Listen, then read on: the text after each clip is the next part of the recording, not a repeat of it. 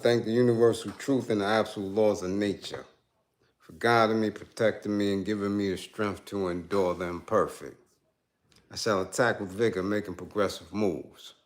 A divine mind knows, a divine mind shows. All things work in divine order. All things work in divine order. All things work in divine order. Peace and power to the people of the struggle. As you come on in, please know that this is a safe space. Know that this is a space of learning and getting learned up. Know that this is a space of educating and being educated.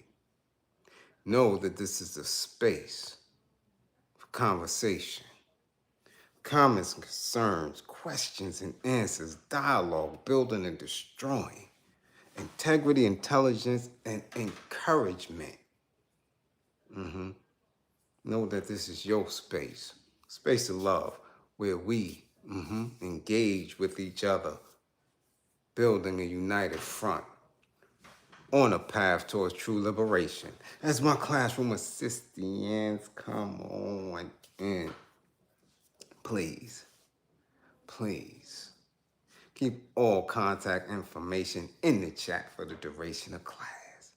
Please, keep all funding information in the chat for the duration and throughout the class. Fund the war effort.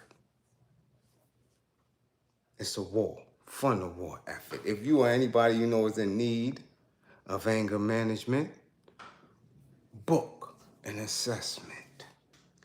If you or anybody you know is in need of anger management, book an assessment. If you or anyone you know is in need of a domestic violence intervention, please book an assessment. If you, especially you, or anybody you know is in need of intimate relationship abuse consultations, book an assessment. Learn about the warning signs, behaviors that you should be alarmed by, characteristics that should alert you. Yes. Things that you need to be aware of. You dig? Remember, the life you save could be your own. Yes. Late. Yeah, this is night class. Night class, how you do, how you do. That's why I got it's a little touch of Boostello. Just a little shotty shot. Long, long, long day. Yeah, my days are long. I don't know about you, but I'm still on basic training, military style. I do more before 8 than most do all day. So yeah, need a little shotty shot. You understand. We don't have anyone in particular to tag, right? We want to tag both police departments in these two very different cities. Washington, D.C., yeah, PD in Miami. Miami could be anything. It could be PD, it could be the sheriffs, it could be state patrol. Yeah, it could be a damn militia, for all we know. But we want to tag them. We want to tag the NFL. We want to tag the celebrities who follow the NFL. The podcasters, the YouTubers, and Tyreek, excuse me, Tyreek, yeah, yeah. Tell them to come to class. Somebody got anybody. Tag Tyreek Hill. Tell them to come to class. Yeah, we need some splaining. We need some splaining. Yup. He's about it. Of course, as you can see from the thumbnail, our other melanated brother has transitioned, succumbed to, you know, his wounds at the hands of law enforcement. Yeah, at the hands of law enforcement. Someone who actually worked and advocated, you know, to get people to come up out of, you know, unnecessary gunfire. And the ironic piece is that, yeah, he was taken out of here by it. Unreal. Unreal. So that's what we tag. But tag your classmates. Let's see who came back. Yeah, let's see who came back. Yeah. This is, yeah, class number 2. Yeah. So we're going to see who came back. Ooh, A. Wood. A. Wood is first in class. Damn, A. Wood. Yeah, the D. Motown. Sitting up tight. Up close. Yeah. Bam Woods. Philly in the building. Okay, we got Detroit, we got Philly. Okay, Guns and Gloves. Andrea Jones. Yeah, there we go. So look at what we got here. Detroit, Philly, and A. Jones, Newark, Brick City, Cool K. Kang is in the building. Balls in the building. Oh, Dust Fro. Yes, 517. We see you. Zone 864. Ooh, CC Keys. Yes, Ron Hart, we see you. Yeah, you knew what this was about and where we going with it. Uptown Dre, what up? Terrell Williams. Terrell Williams. Terrell Williams. Blackleaf, what's going on? Mike Nice, what's going on? What? Jono? 55, Jono, 55. Yeah, 55. Marshy. Ah, Marshy. We see you. Yes. Knowledge. 1111.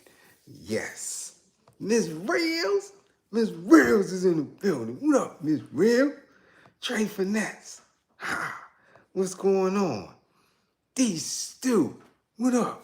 Marguerite. McDonald Music. What up? Think for yourself.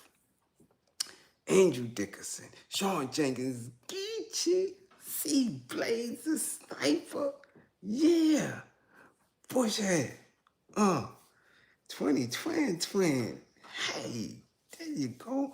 Blast 777s. Yeah. G-Rock. South Central. LA. In the building.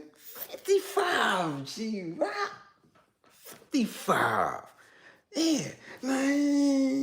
Maya Washington. Yeah.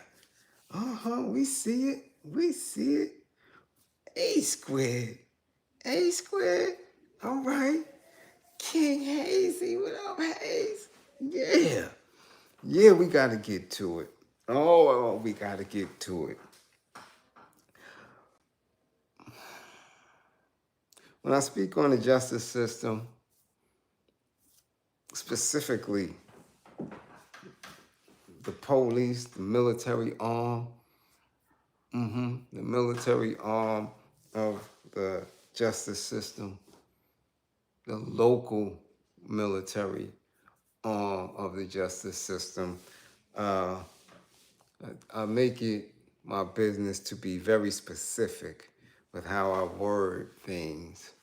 Not only because I have quite a few members of law enforcement in my family, but because I know the very delicate space that we have to be in as melanated people. We do know that our nation, and I'm talking about the nation of black folk, are not prepared to police themselves.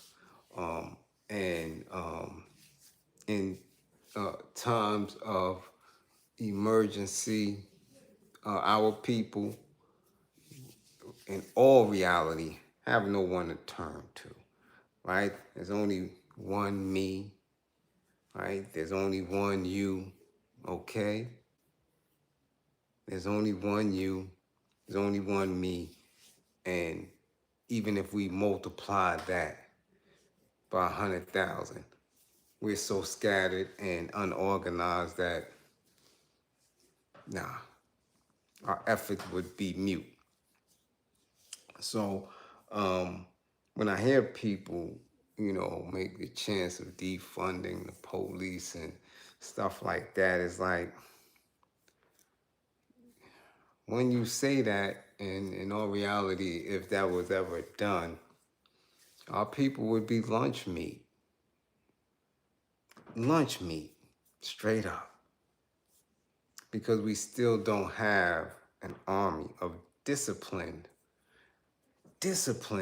individuals, and squads and battalions who are on pace and on code to be the custodians of our people. We just, no, we don't.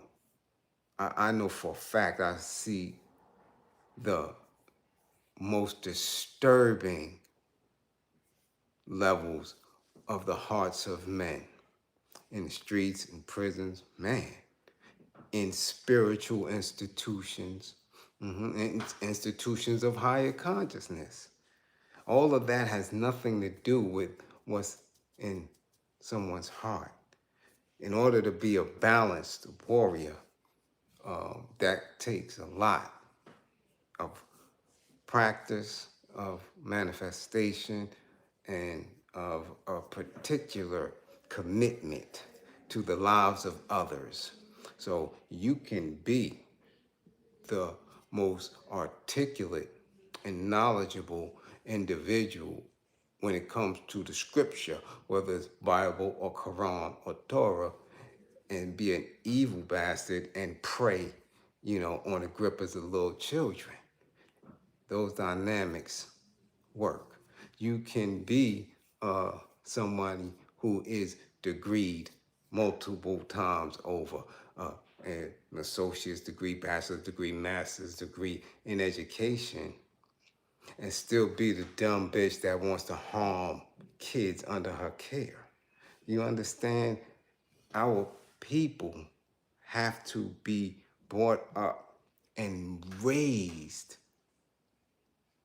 and have somewhat of a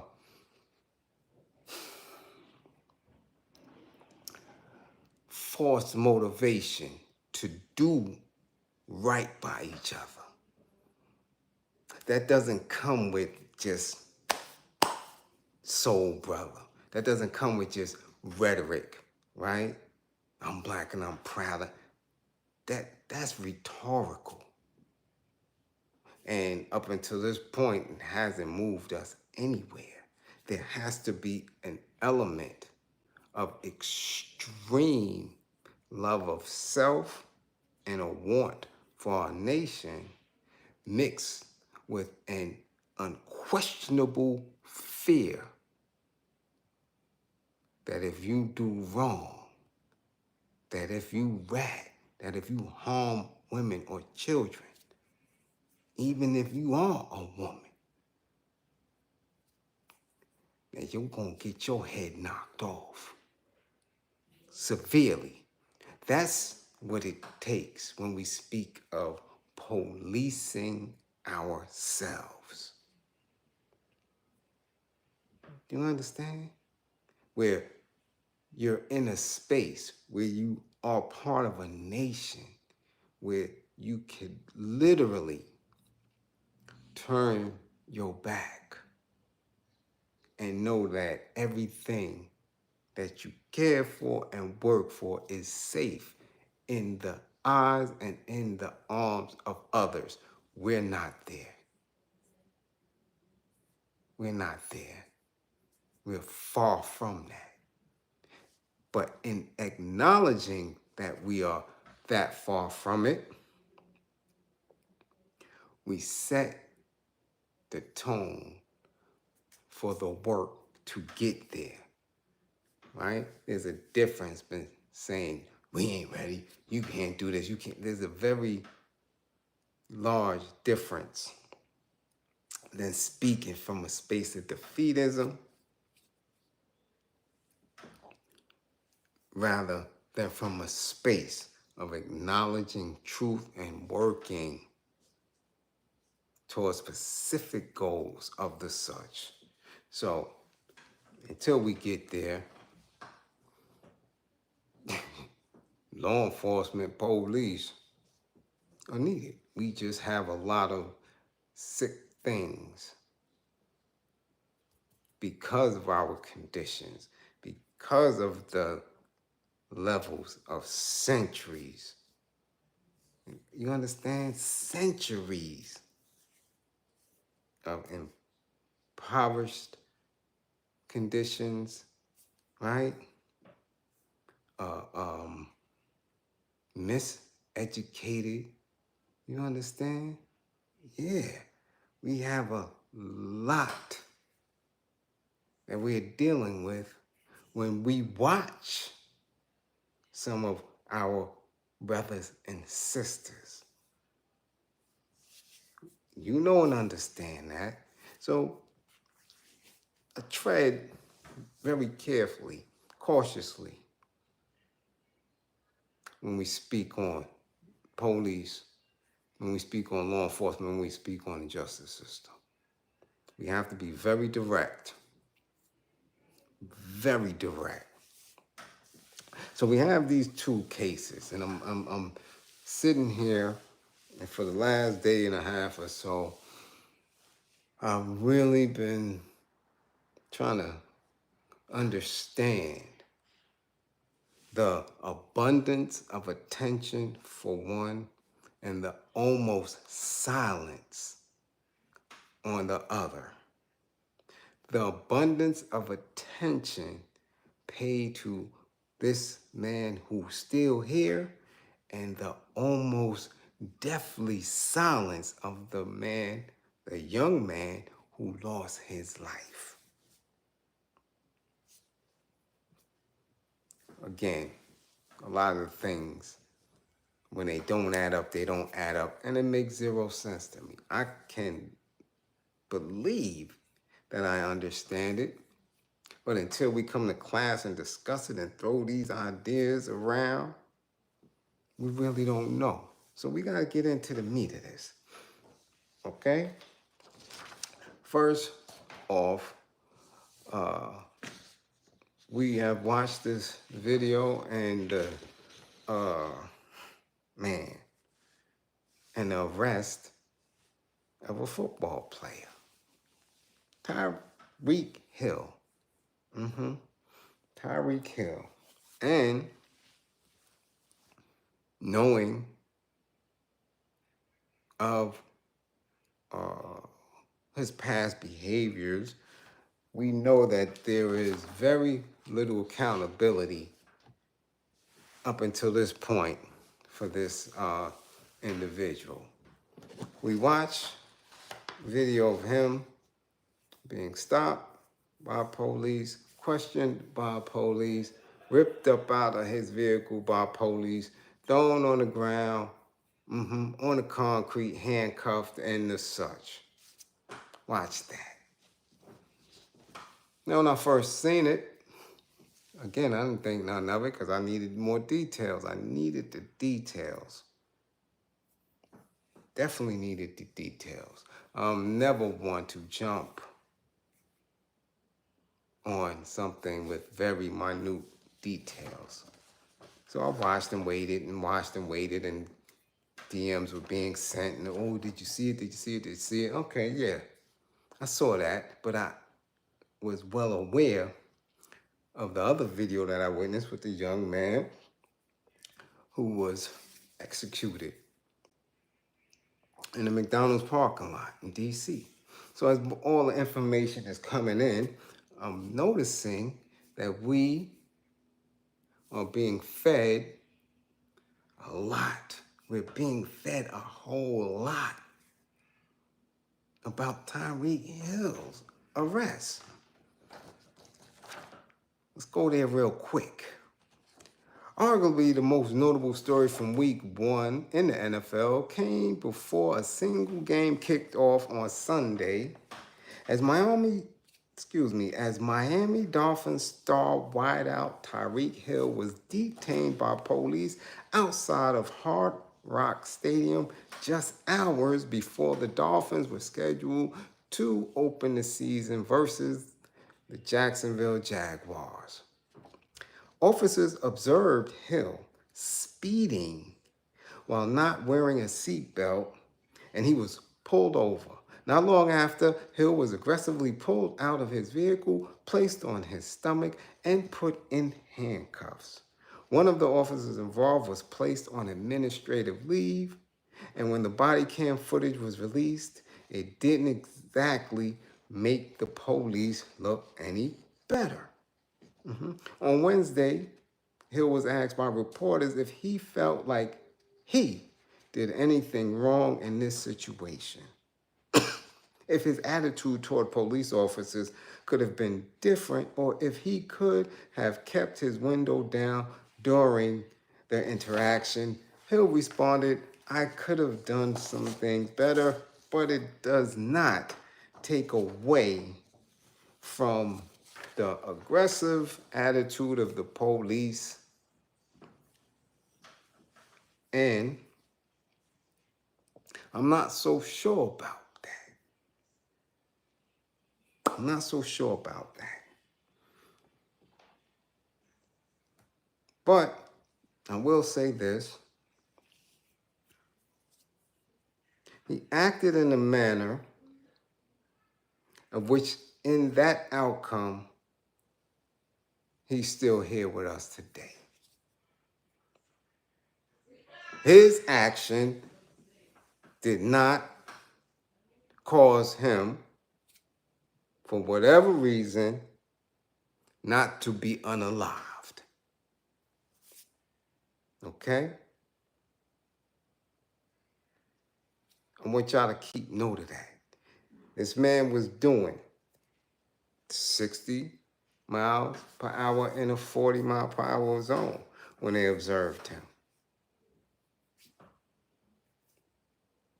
Now, claiming in that speed, they also observed he wasn't wearing a seatbelt, pulled him over. And because of the exchange of words and attitude, he was subsequently yanked out, very aggressively, thrown on the floor, cuffed and detained. Okay? As you know, my history. Shit. I've been kicked on for less than that. Spit on for less than that. Hit in the head with walkie-talkies. Police radios. Nightsticks. For less than that. For less than that.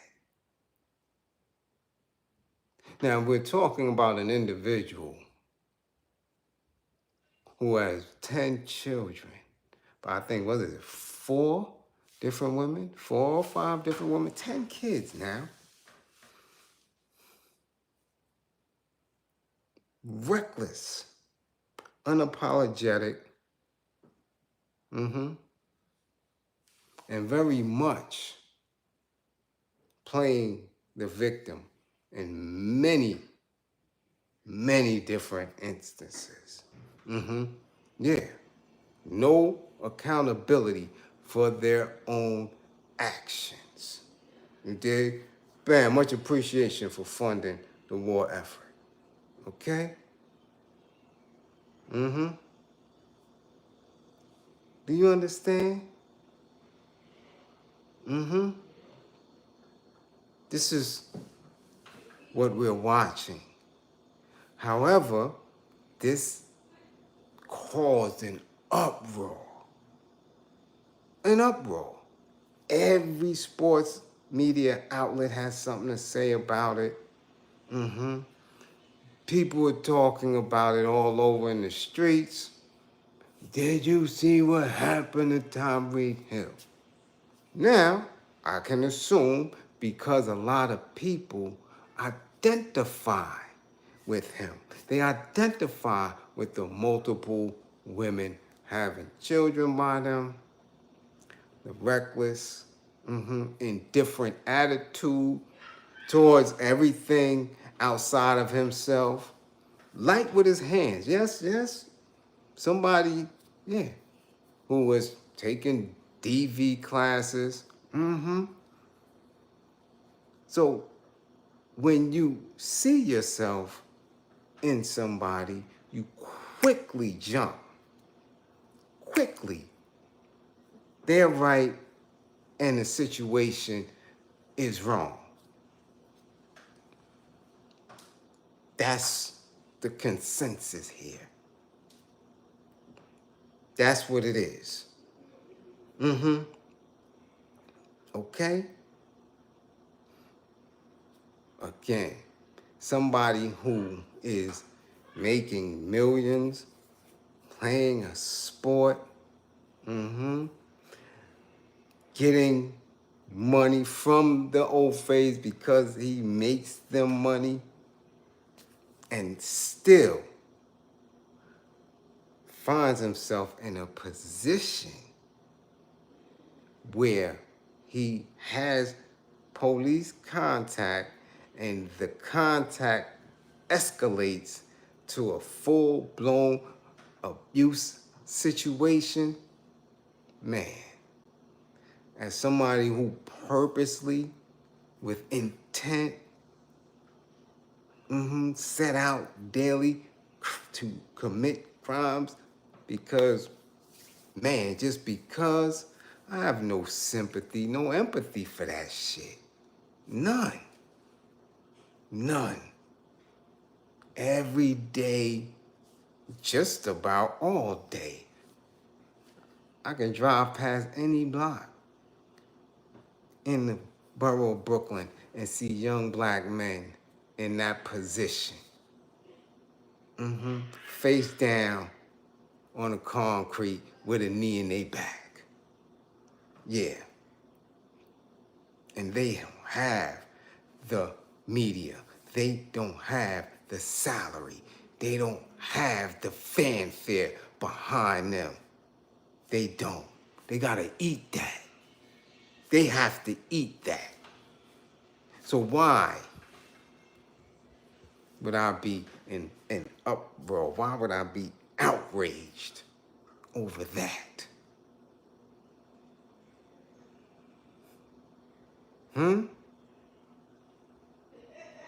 Why?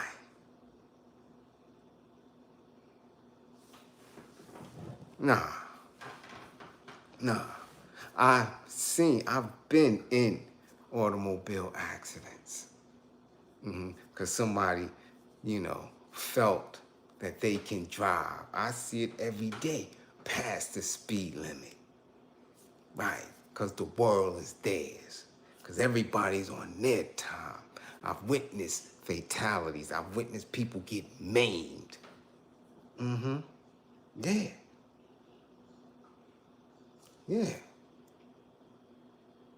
So for somebody who, not saying didn't work hard or not, but for somebody who was given the opportunity to earn resource, income, notoriety, right, celebrity for playing a sport, to drive 60 in a 40, you call the police on yourself. Call the police on himself.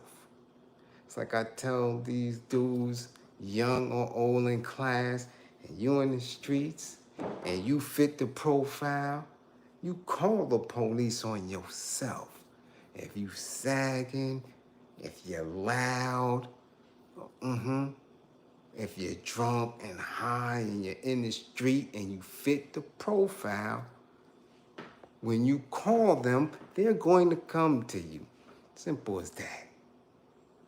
The only reason why myself and some of my peers was so successful in the streets for so many years is because we never looked like who we actually were. But this is a brand new generation where, again, was raised without accountability, was raised without true consequence. So now that they suffer the consequences of their actions, now that you get that and understand that, it's all good. It's all good. Hold that. Yeah, you got to hold that. And it's still being spoke on. Still being spoke on. However, I'm hearing very, very little come out of D.C. Very little.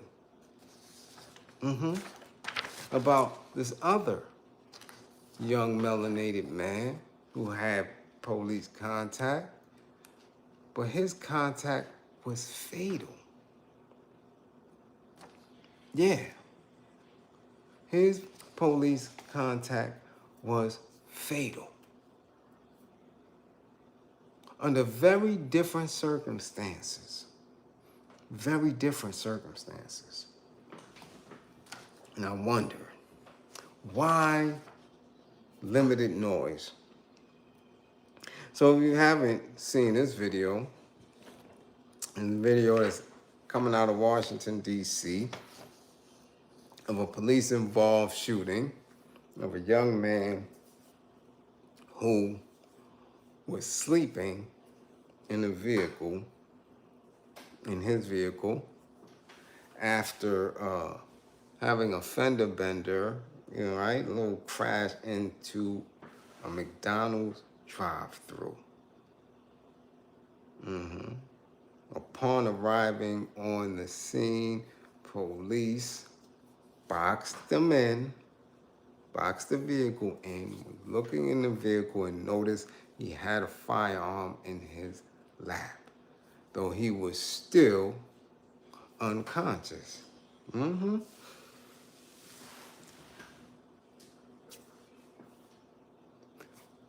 We all know what happens.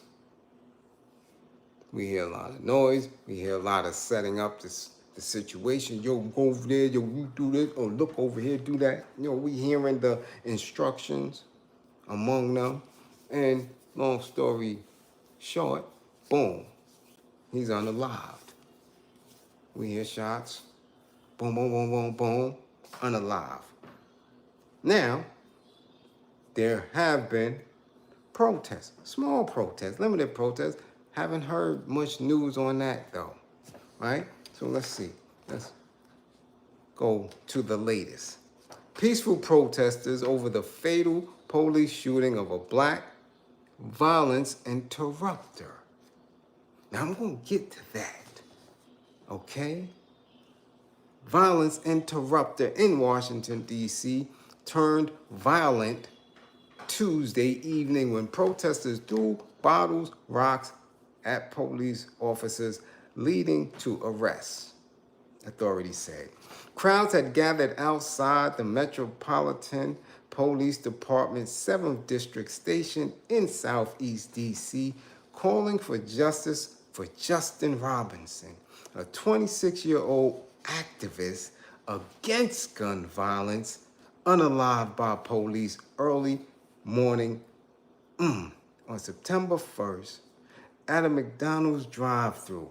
The incident was captured on 2 body camera videos, which were released Monday evening. Now, when watching the video,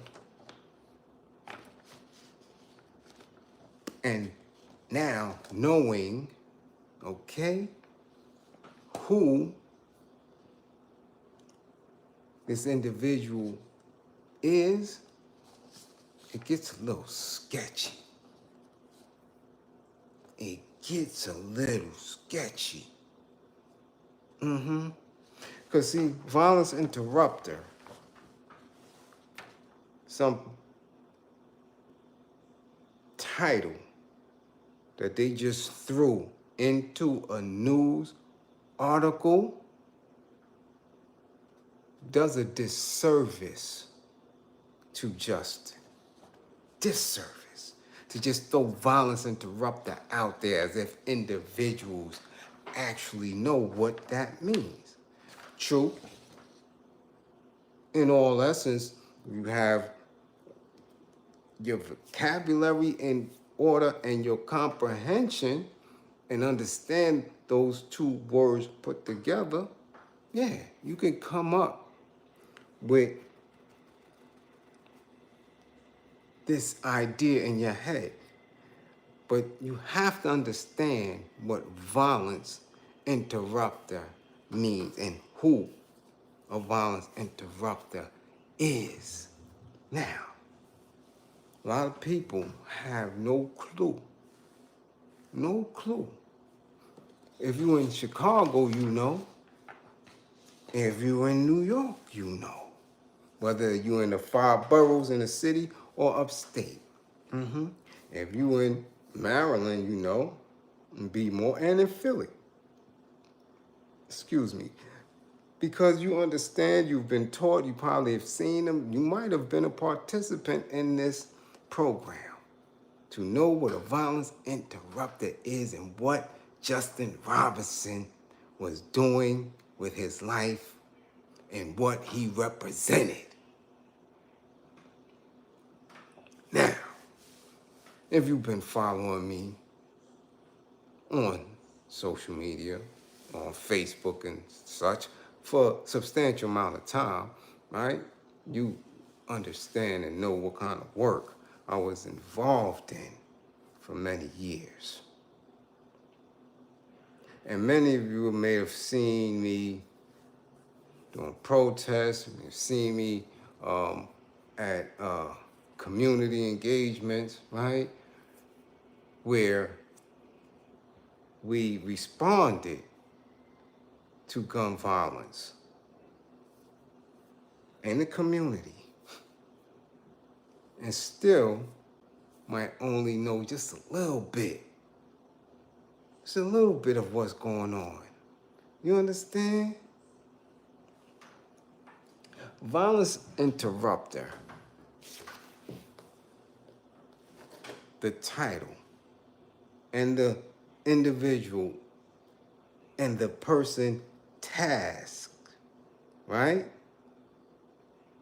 comes from a specific program in Chicago. Okay? A program that set out as a mission to eliminate gun violence in the community where we reside, melanated folks reside. Utilizing people who were once those individuals who were in that lifestyle. Those who were shooters, those who were hammer tossers, those who put in necessary work. That program spawned a lot of different titles, right? But violence interrupter was the one, right, who was the glue because he had or she had various roles. So the program was called Operation Ceasefire. Operation Ceasefire was the program that came out of Chicago and adopted by various other cities with high levels, extremely high levels of gun violence in the neighborhoods, right? Okay? When the program, well, when some very official individuals were attempting to get that program to New York, I was part of the first group to receive funding to get this work done. Okay? First, right? This is the original. This is the original manual right here. The original manual that came out of Chicago, right? Original. I doubt anybody still has this. This is the original manual that trained you, right? Up in the program. This is it right here. You see? This is the original joint right here. Made you, trained you up, showed you, right? All this here. This stuff here, this is, people might not even have this manual anymore. At all. Okay? Original manual.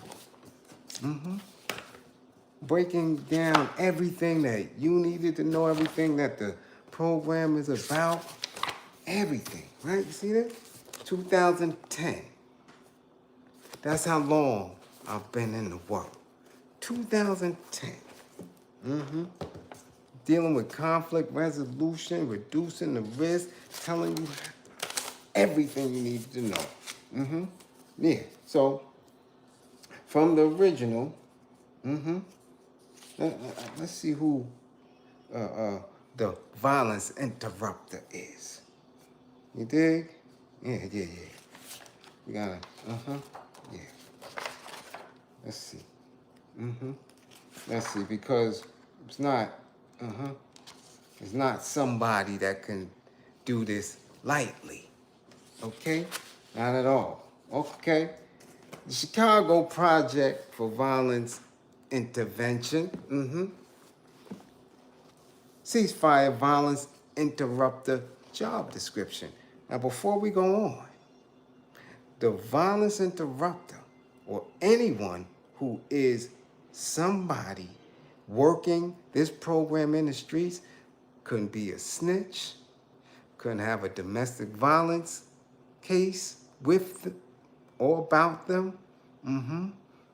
It had to have a reputation in their community where people know that when you come through, oh, they took your word to mean something. You were a credible messenger. You were somebody who spoke the truth because you walk what you talk. Yeah. So I want you to get an idea of who Justin Robinson, who he is, okay? Title, Violence Interrupter. The Chicago Project for Violence Prevention works with community residents, businesses, and community-based organizations to implement ceasefire, the campaign to stop the shooting.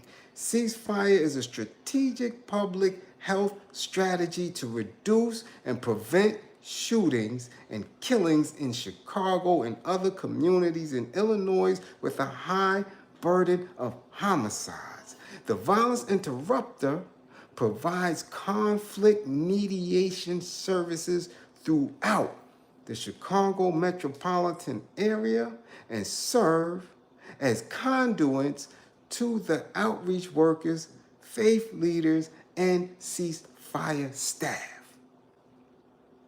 Responsibilities of a violence interrupter.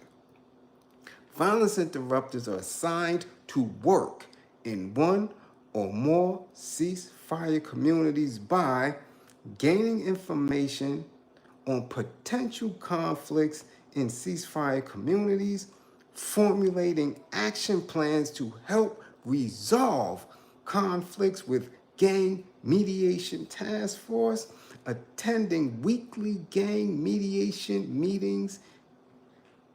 This was every Wednesday at 3, right? Okay, meeting with high-risk individuals on a daily basis to discuss issues. Not at-risk kids, high risk. People who are already involved, people who already put in work, people who already served time for putting in work and now back in the community. This is a violence interrupter, okay? Helping in the efforts to prevent all potential retaliatory shootings, developing relationships with key leaders in the community, referring potential clients to outreach workers, documenting conflicts resolved on conflict mediation forms, keeping daily log, documenting all contacts with high-risk individuals daily, participating in ceasefire outreach worker trainings, distributing public education materials on a targeted audience, attending community response as needed. This is a violence interrupter. This is what Justin Robinson was doing. Now, if they would have stuck to this, if they would have stuck to it over the years and added to it rather than diluting it, even though this is a global initiative,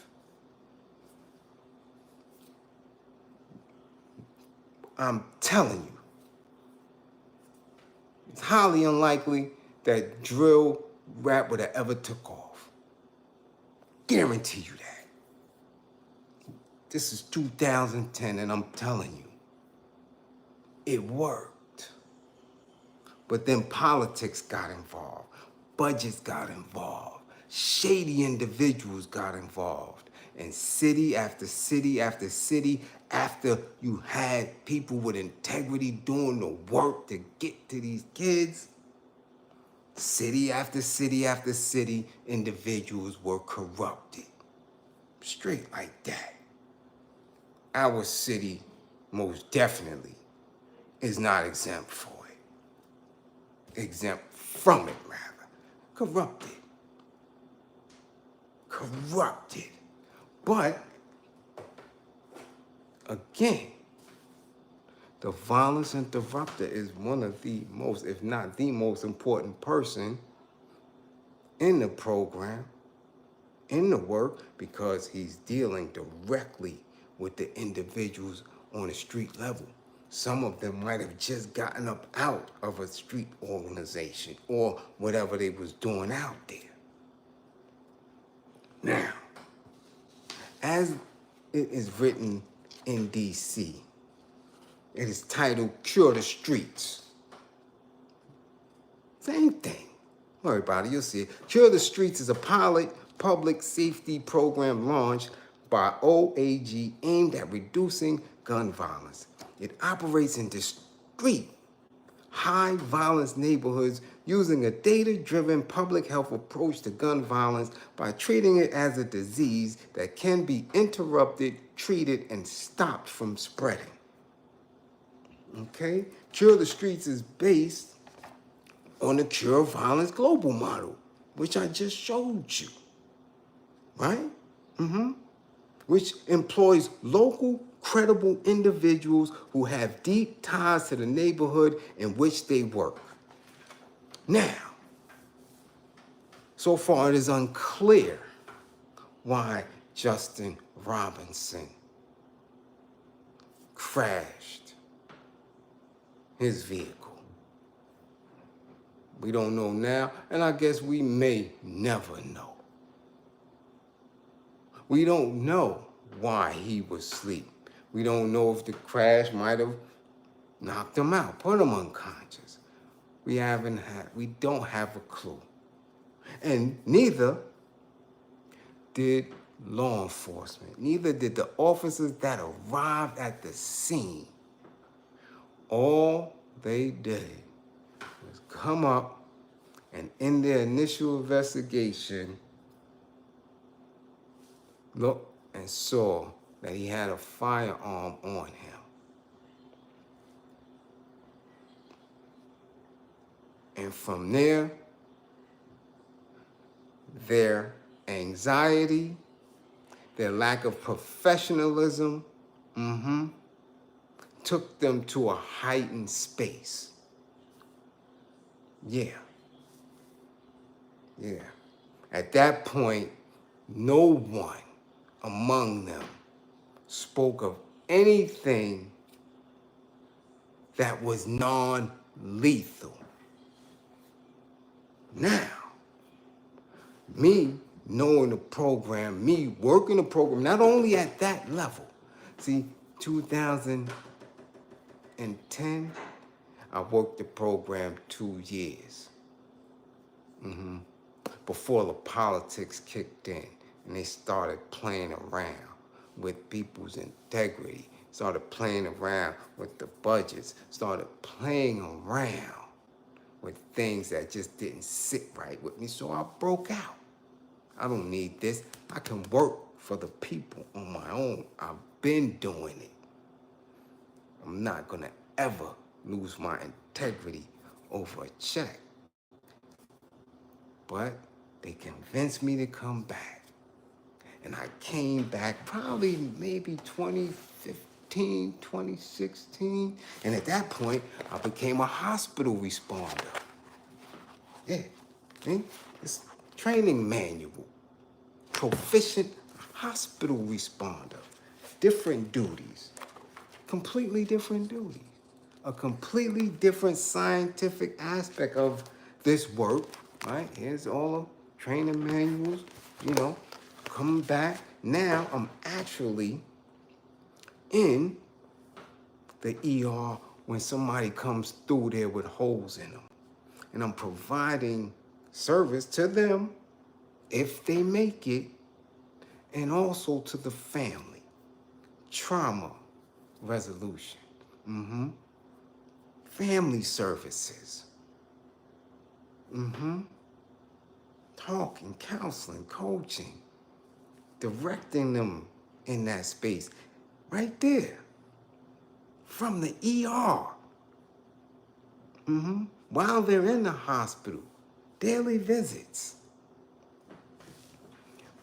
Now, at both capacities, whether I was on the street as an outreach worker or in the hospital as a hospital responder, the police knew who we were. Initially, in 2010, when we first was budgeted and tasked in the community to prevent any beef with the police, they had to know who we were, and at one point, actually had us go on the roll calls to make sure that they knew we weren't no street organization or no gang. And once police found out the work we were doing and how good we were doing the job, they began to hate and harass us. Yeah. But they knew who we were. Just like I'm sure they knew who Justin Robinson was. I'm absolutely certain they knew who Justin Robinson was. They knew for a fact. I can tell you that. Because they ran up on me in my community. Twice. Knowing, seeing the uniforms, knowing what we were doing. Didn't care. Not one bit. Not one bit. And the hours that we worked were night. We didn't come on until 2 in the afternoon and usually didn't get off past midnight in our communities, in the high target areas, with dudes that had hammers on them, with beef, ready to pop at each other. So police seen us mediating these situations on a regular basis. They knew who we were. And as the program grew over the years, and as certain sites, certain people who were getting budgeted had given their staff elaborate, what we called uniforms or work clothes, some of them just as jiggy as this, with their, with their company or their nonprofit labels and emblazoned on it. So you knew, you separated the people who were doing the community work from those people who were just the citizens of the community. They know you. I don't care if you was in Harlem, I don't care if you was in Queens or the Bronx or any of the sites in Brooklyn, police knew, because your program director usually had to go to the meetings, because in it, they made an attempt to politicize the individuals. You understand? So you can have a more in-depth working and see how government moves. So the mayors, the police commissioners, the local politicians and clergy, everybody knows who these individuals are. Whether they commend them for doing a good job or not, they know who they are. Now, I'm even inclined to say that they knew who Justin Robinson was, because ironically, within this time frame, the site that he was working with and affiliated with, those sites in DC, happened to be going through an investigation. Yeah, because somebody was skimming and scamming money, playing with that nonprofit bread. Not only that, when that individual or individuals got knocked, they wore wires and cameras to bang the other individuals. So I'm more than sure that they knew who he was. Now, I'm not from there. I don't know at all, okay, if Justin had anything to do with these individuals that end up getting locked up, end up getting knocked. I don't know. That would take further, deeper investigation from somebody out there. But I know law enforcement knew, and I know law enforcement heard the stories of these young dudes who have violent, felonious past, running around getting what they call free money and living good in their own communities, among their own peers, doing something that their peers call admirable. Yeah. Yeah. So really trying to figure out how black officers that roll up on a scene didn't move in a manner that was non-lethal. I don't know. Now, a lot of people could play devil's advocate and say, well, he had a hammer in his lap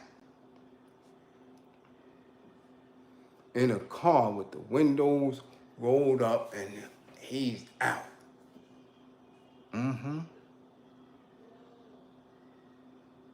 And by the time he began to get a little consciousness, the first thing that you do at the slightest crack of the window is put a hammer, is put a firearm in his face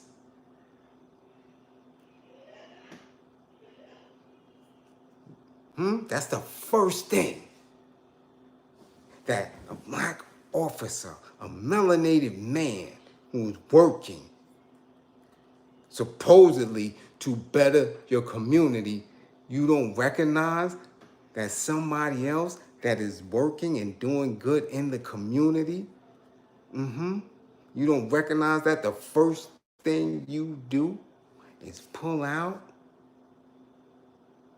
your weapon, put it in his face, in somebody's face who is making an attempt to regain consciousness. That's the first thought you have. And now, based on what they're saying, he reached for it. So he took one hand and reached for the officer's hammer, and the other hand and reached for his hammer, and that's when it goes off, and that's when they give it to him. That's the story they're running with. That's the story. Was he reaching, or was he trying to push the hammer away from his face in fear of waking up and seeing that? We'll never know. We can't ask him.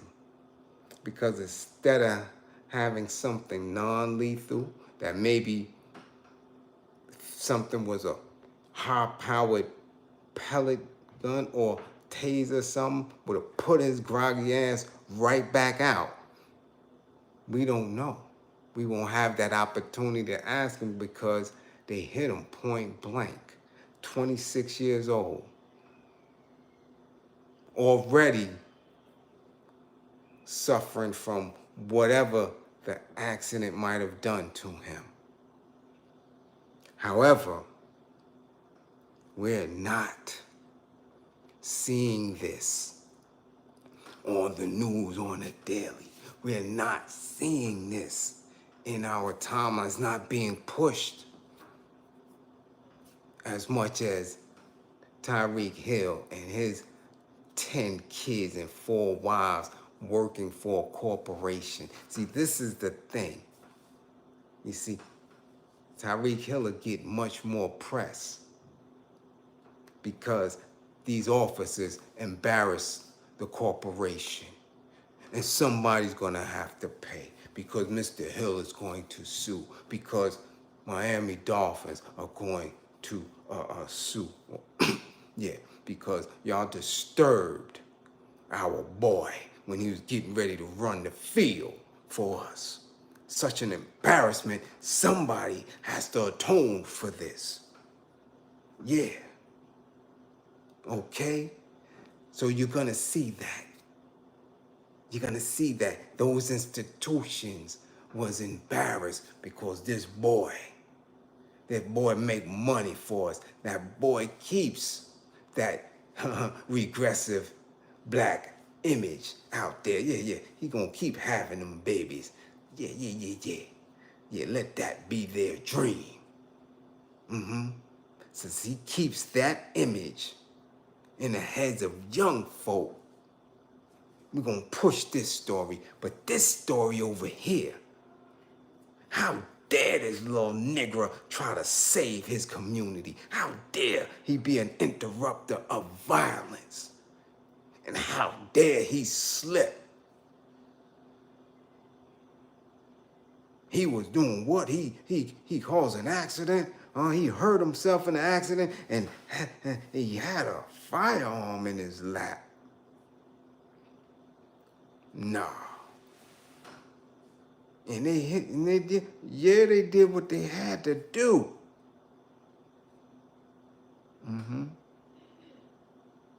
Very weird how this thing moves. Very weird. And if you're not hip to it, if you don't sit in the space and use all of your faculties to make it make sense, you won't be able to teach your children. You won't be able to educate the young adults. You will forever be stuck in the retarded growth when it comes to us really manifesting our potential to be greater. Yeah, our potential to be greater every minute, every second. Our potential to be greater is on us. It rests in us. And if we don't focus, if we allow them to keep pushing ideas, pushing their interpretation of events, giving us their truths. You see? Yeah. Their truths. We're going to lose. We will surely lose. So now is the time to really get serious about the work, to really start dissecting these different events and putting the true meaning behind what we're seeing. Because there's no way that a football player getting pulled over for doing some shit he wasn't supposed to be doing in the first place gets more press, gets more notoriety, gets more support than somebody who was attempting to help us and is unalived under questionable circumstances.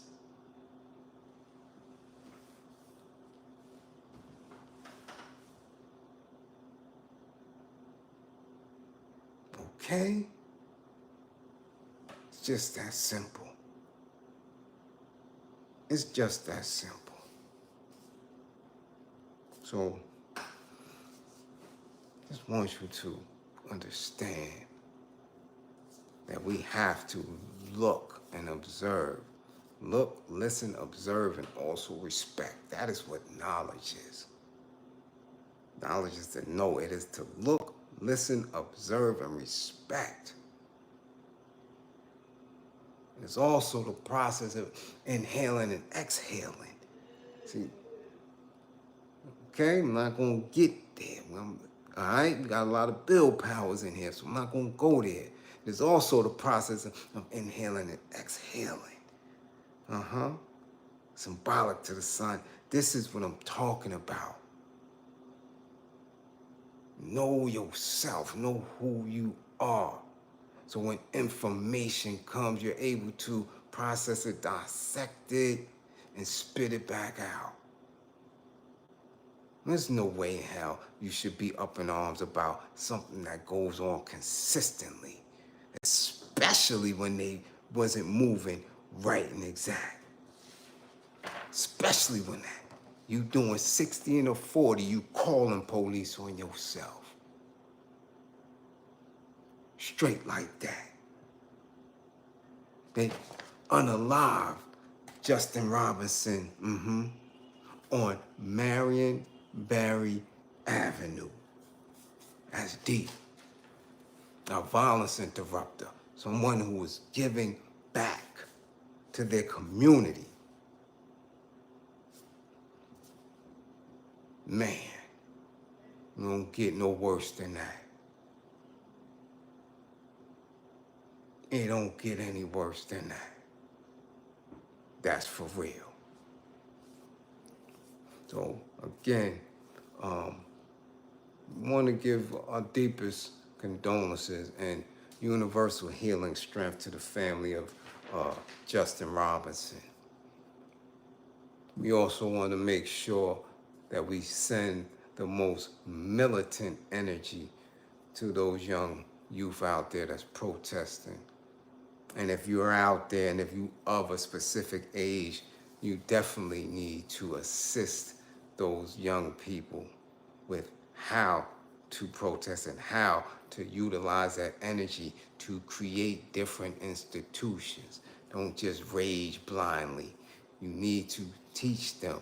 Old elders that's out there, that's proficient, get out there and allow your education to push Allow them to understand who you are so you can assist them in organizing themselves so we can prevent this from happening again.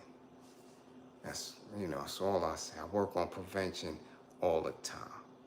Okay? So that's where we at with it. Police contact, 2 men, very different outcomes. One is still allowed to play. Before we know it, we might have another seed by another woman by the end of this year. One, unalived, lost his life. And that is where we are. That is where we have been. We got to be the ones who make the change. So again, make sure y'all come back to class with all 10 fingers and 10 toes. My classroom assistants. As always, much appreciation for holding this class down, for holding us down, for doing what needs to be done, for keeping everybody in check, for making sure the chat is clean so we can keep our class flowing, so we can get the perfect knowledge, wisdom, and understanding when we're doing this. You dig? That's where we at with it. No excuses. Remain militant. As always, do not believe in me, believe in my belief in you. Don't believe in me, believe in my belief in you, and we will win. Remain militant, stay safe. You understand? To those who funded the war effort, much appreciation. To the super chats, much appreciation. If you didn't fund the war effort, we still appreciate you for coming through and listening and allowing the proper educational process to continue. You understand? Yeah, that's where we at with it. We know what's going on. You dig? Hey, 55 gang, get y'all grades up.